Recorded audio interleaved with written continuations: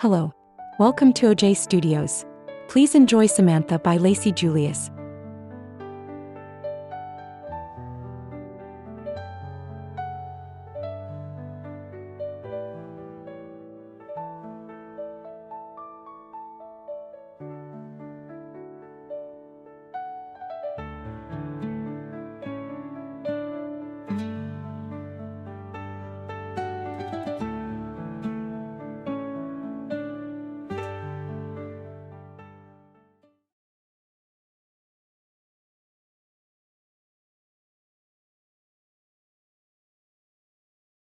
The warm summer sun shone down on the crowd of students, parents, and teachers gathered on the school's football field. Rows of chairs were neatly lined up, filled with students dressed in matching red caps and gowns. I sat among them, my hands resting on my lap, my nails freshly painted a soft pink. The class of 2033. My class. I couldn't believe it had been 8 years since I first walked into school as Samantha. And now, here I was, 18 years old, graduating high school, about to walk across the stage and accept my diploma. Sitting next to me, Shelby adjusted her cap and let out a small, excited breath. "I can't believe we're finally here," she whispered. I smiled. "I know." She glanced down at my feet and smirked. "I still can't believe you wore heels under your gown." I chuckled, wiggling my toes inside my strappy red heels. "Go big or go home." Shelby giggled. "Well, you definitely went big." "A sequin dress, really?" I gave her a playful shrug. "I wanted to shine." She rolled her eyes but grinned. "I'm so proud of you, Samantha." I felt a small tightness in my chest, but this time, it wasn't fear or uncertainty. It was happiness. A deep, overwhelming joy at how far I had come. The announcer's voice came through the microphone, calling out the names in alphabetical order. Shelby straightened. "That's me." I gave her a small squeeze on the arm. "Go show them how it's done, sis." She grinned, then stood up and walked toward the stage. I watched as she stepped forward, shook hands with the principal, and accepted her diploma. The crowd cheered, and Mom's voice rang out from somewhere in the stands, calling her name. Then, Samantha Miller. My heart fluttered as I stood, smoothing out the fabric of my gown, my heels clicking softly against the pavement as I walked forward. This was it. The moment I had dreamed about since the day I chose to be Samantha. I lifted my head high and stepped onto the stage. I was ready. I stepped across the stage, my heart pounding as I shook hands with the principal and accepted my diploma. The thick paper felt heavy in my hands, not just because of what it was, but because of what it meant. 8 years ago, I had been terrified to walk into school as Samantha. Now, I had just walked across the stage as her. A graduate. A woman. Myself. The crowd cheered, and I even heard Mom's excited voice call out my name. I smiled, held my diploma close, and walked off the stage, my heels clicking against the wooden steps as I returned to my seat next to Shelby. She beamed at me. "Told you you'd shine." I giggled, adjusting my cap as I sat down. Then, the announcer called the next name. "Jake Peterson." I looked up immediately. Jake stood up, rolling his shoulders like he was trying to shake off nerves. As he walked toward the stage, he turned his head slightly, just enough to glance at me. For a brief second, we locked eyes. And in that moment, I saw it all. The memories of our friendship, our struggles, our journey. The fights, the doubts. The day he defended me when no one else would. The first time he ever called me Samantha. Now, we were both here, graduating together. He gave me the smallest, barely there smirk, then turned and walked onto the stage. I smiled softly. We had made it. The sun was setting, casting a warm golden glow over the backyard. String lights hung from the trees, and the faint sound of music played in the background as people laughed, talked, and celebrated. Shelby and I were officially high school graduates. The backyard was full of friends, family, and classmates, all gathered to celebrate the end of one chapter and the beginning of another. I stood by the patio table, still wearing my red sequin dress, the fabric shimmering every time I moved. My cap and gown were long gone, but I didn't mind. I wanted to enjoy the night feeling beautiful, feeling like myself. And standing next to me, holding my hand? Jake. He had been by my side through everything. Through the whispers and teasing, the confusion and fear, the moments when I doubted myself. And now, he wasn't just my best friend. He was my boyfriend. His mom had finally come around, accepting me for who I was a few years after I had come out. It had taken time, but she had gotten there. And Jake? He had never left my side.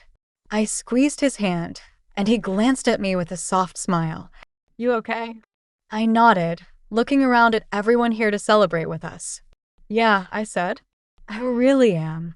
But getting to this point, it hadn't been easy. After I came out as Samantha, the real challenges had begun.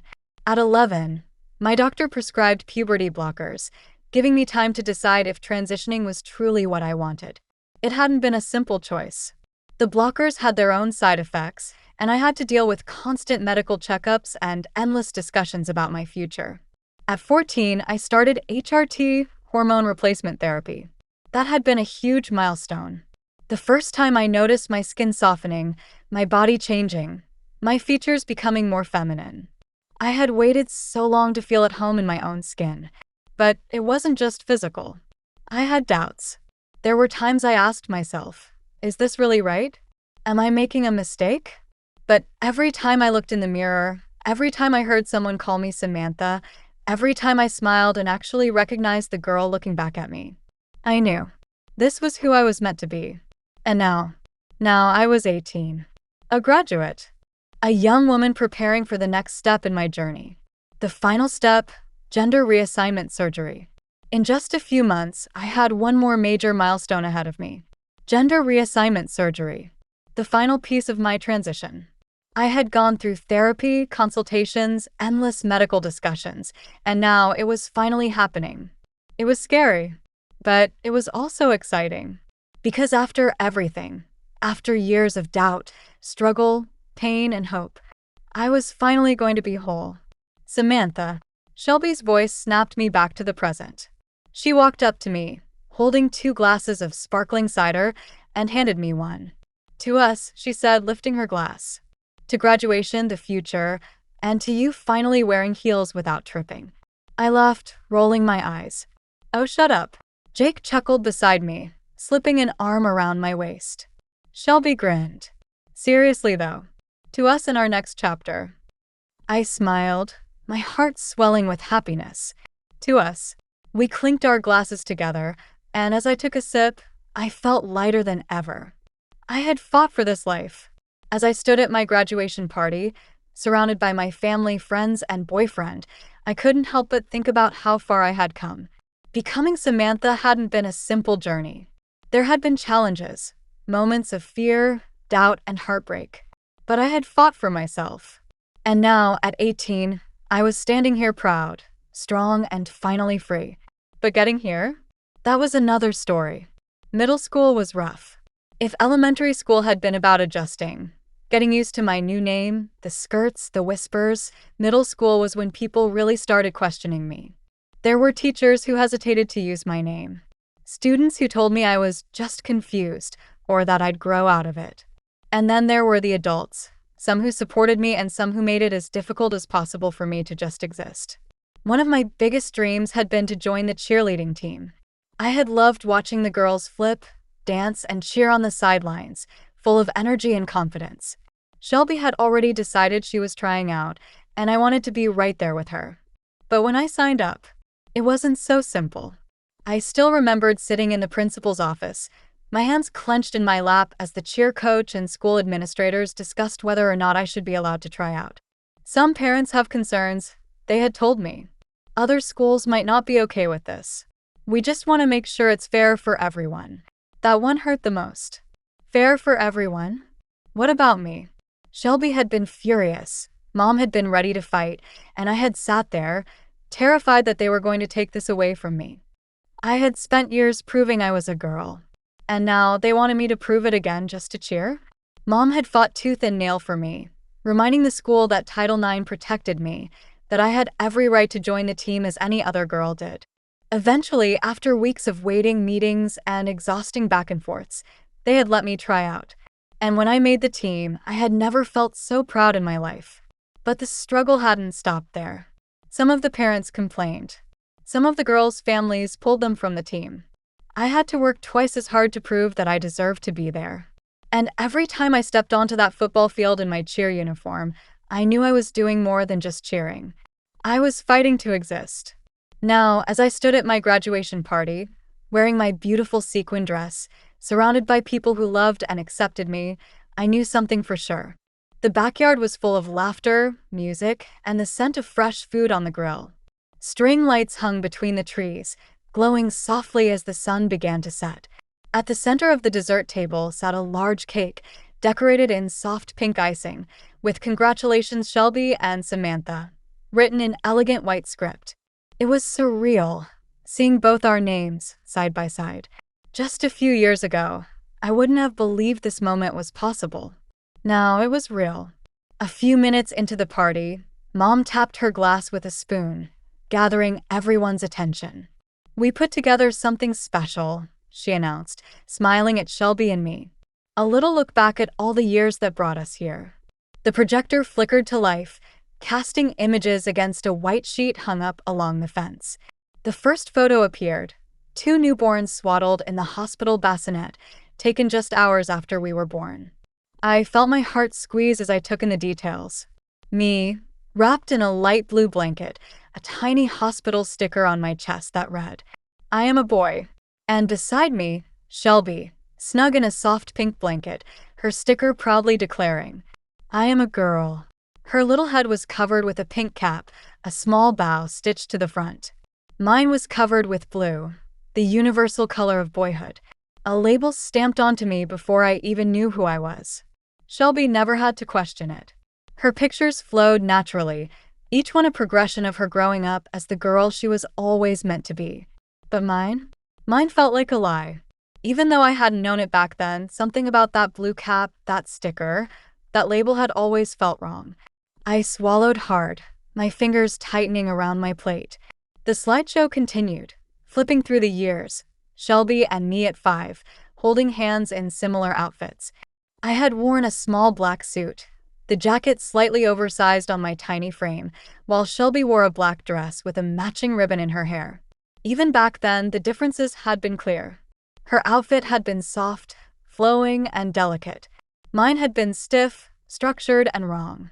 But in the picture, we were smiling, unaware of the things I would come to question later. At 8, smiling by the Christmas tree. At 10, a picture of us in a ballet studio, Shelby in a leotard, me sitting in the corner watching. And then, a picture at 10, the first time I ever wore a dress. It was a blurry photo, taken secretly by Shelby, but I recognized it instantly. The night everything changed. The night Stephen began to fade, and Samantha began to exist. I felt a lump in my throat, my vision blurring slightly as I blinked rapidly. The slideshow continued, flipping through years of memories, childhood birthdays, family vacations, holidays spent together. Then the final images appeared, our senior photos. Shelby stood proudly in her basketball jersey, her arms crossed confidently, a determined grin on her face. And next to her, me, dressed in my cheerleading uniform, one hand on my hip, the other holding up my pom-poms, my skirt flaring slightly as I struck a playful pose. It was the perfect contrast. 2 sisters, 2 different paths, one on the court, the other on the sidelines, both exactly where we were meant to be. Seeing it up there, frozen in time, made me realize something. This wasn't just proof of how far I'd come. It was proof that I had made it. Jake, sitting beside me, gently squeezed my hand. "You okay?" he whispered. I nodded, even though I wasn't sure if I could put into words what I was feeling. Grief? Relief? Both? I had spent so long fighting to be seen. And now, watching this slideshow, seeing my entire life play out before me, I realized something. I had been a girl all along. I just had to fight a little harder to prove it. As the slideshow faded to black, a warm wave of emotion washed over me. I sat there, staring at the empty screen, my heart pounding, my throat tight with the weight of everything that had brought me to this moment. I thought back to who I used to be, to the boy in the black suit, the kid with hair that got too long because of a punishment, the one who sat on the couch pretending to read comics while watching his sister twirl like magic across the living room floor. I thought about the first time I put on a dress, how I had looked in the mirror and seen something different, something right. I remembered the teasing, the whispers, the stares, the times I had doubted myself, the nights I had wondered if I was making a mistake. But then I thought about the cheerleading uniform, the graduation gown, the sequin dress I was wearing right now. I thought about my friends, my family, the people who stood by me. I thought about Jake holding my hand, never letting go. I wiped a tear from my cheek and let out a shaky breath. This was it. The end of one chapter, the beginning of another. This was my story. That's how a boy became a girl. A letter from Lacey Julius. This story has been 8 years in the making. But it didn't start with me. It started with my twin sister. A few days after she passed away, I was going through her things, sorting through old clothes, books, and notebooks, trying to find anything that would make me feel like she was still here. And that's when I found this story. It was written in a worn-out notebook, the pages slightly bent, the ink a little faded. The handwriting was hers. The words? They were the beginning of Samantha's journey. But Samantha's story was supposed to be her story. Except in real life, Samantha was never allowed to exist. Samantha, I am so sorry. I'm sorry for not seeing you, for not hearing you, for not standing by your side when you needed me most. I'm sorry that I let my fear, my ignorance, and my own beliefs cloud the truth of who you were. I should have loved you as my sister. I should have defended you. I should have told you every single day that you were real, that you were valid, that you deserved to be exactly who you were. Instead, I let you suffer. Instead, I was another person who told you that you were wrong. And for that, I will always be sorry. I wish I could go back. I wish I could undo the pain I caused you. I wish I could tell you one more time that I love you, that I am proud of you, that you were always my sister, even when I was too blind to see it. But I can't. So all I can do now is make sure your story lives on. In the final years of her life, Samantha finally found the strength to live as herself. She began transitioning, embracing the girl she had always been. But instead of being celebrated, she was shunned. Our parents disowned her. They erased her name from family records, refused to speak of her, refused to acknowledge her existence. And me? I chose to shun her too. I stood by our parents' side, pretending like she wasn't my sister anymore. I ignored her messages, I avoided her, I let her walk away alone. Another sin I will carry forever. And by the time I realized what I had done, by the time I understood the pain I had caused her, it was too late. I had lost my sister. Not because she was taken from me, but because I pushed her away. Losing Samantha broke me. For a long time, I thought there was nothing I could do to make up for what I had done. But then I realized I couldn't change the past, but I could change the future. Now I work with LGBTQ+ organizations and support groups, helping families understand their kids, especially parents of trans and non-binary children. I help them learn what I didn't understand in time.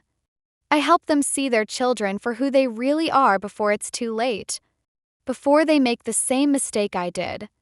If I can help even one family accept their child, if I can prevent even one parent from pushing their son or daughter away, then maybe, just maybe, Samantha's story won't have been for nothing. I never got to save my sister, but I could finish her story. Not the one she was forced to live, but the one she dreamed of. The one where Samantha was accepted, where she was able to transition, grow, love, and live, where she got to be who she was meant to be. A heartfelt thank you to Brittany, Elizabeth, and Aaron for sharing their experiences and insights about navigating the school system as transgender students. Your courage, honesty, and openness have given me a deeper understanding of the struggles, joys, and resilience that come with being your authentic selves. Your stories have helped shape this book in ways I never could have done alone. Each of you is wonderful and beautiful in every way. Never let anyone make you feel otherwise. The world is better because you are in it. And to my wife, Olivia Julius, thank you for your patience as I asked a million questions about your own journey in coming out as transgender. Your kindness, wisdom, and love have meant everything to me. I am so grateful for you, for your openness, and for the life we share together. I love you. And for every other Samantha out there, the ones still fighting, the ones still hiding, the ones still hoping for a life where they can simply be themselves, I hope this story gives you hope. I hope it reminds you that you are real, that you are valid, that even if the world tries to tell you otherwise, you deserve to exist. Just like Samantha did. Just like my sister did. And just like you do. With love, Lacey Julius. I